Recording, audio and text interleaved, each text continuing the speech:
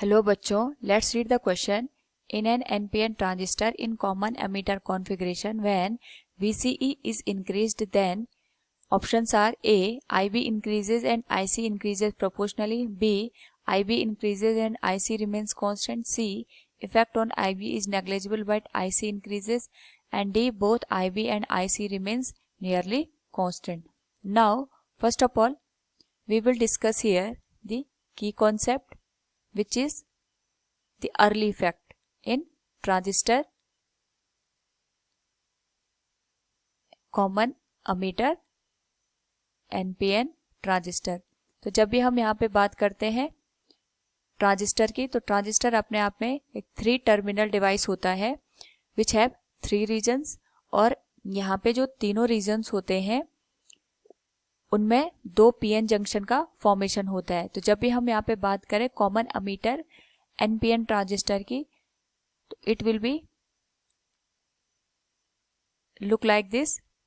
This is base, ये ammeter और ये कलेक्टर रीजन. तो जो बेस होता है इसको हम फॉरवर्ड बायस देते हैं, और जो कलेक्टर रीजन या आउटपुट रीजन होता है it is given reverse bias.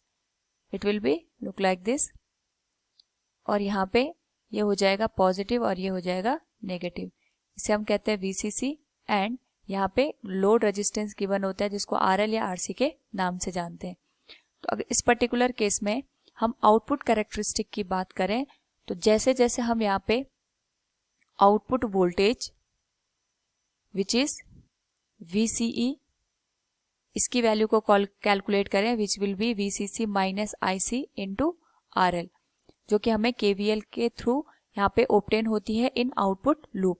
तो अगर यहाँ पे हम VCE की वैल्यू को इंक्रीज कर देते हैं, उस पर्टिकुलर केस में जो बेस रीजन होता है उसकी थिकनेस यहाँ पे कम हो जाती है.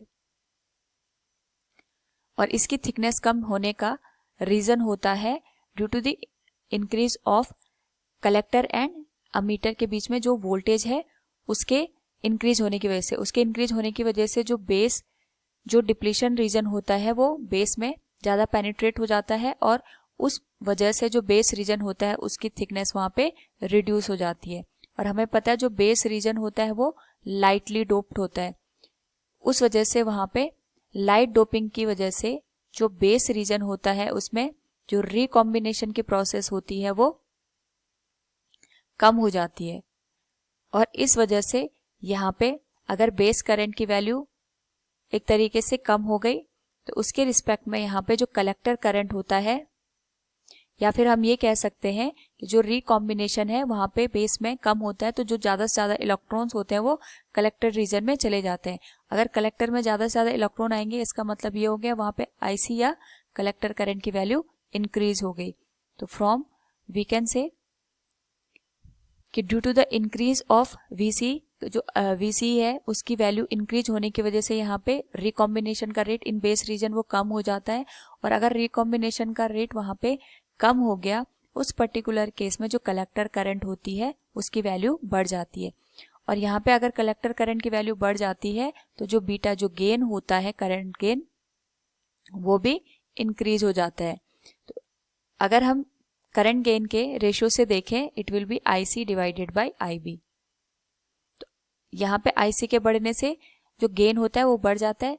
और जब भी हम बात करते हैं आउटपुट जो कैरेक्टरिस्टिक है उसके रिस्पेक्ट में, तो जो बेस करंट होती है उसे हम यहाँ पे कांस्टेंट लेके चलते हैं, यानी जो VC है उसका बेस पे कोई भी फर्क नहीं पड़ता है. So from the given option हम ये कह सकते हैं जो VC के इंक्रीज होने का इफेक्ट होता है बेस करंट पे, दैट इज नेग्लिजिबल, बट जो कलेक्टर करंट होती है वो इंक्रीज हो जाती है, और इसी इफेक्ट को हम अर्ली इफेक्ट कहते हैं. So option C will be the correct answer. Hope all you understood it. Thank you and best of luck.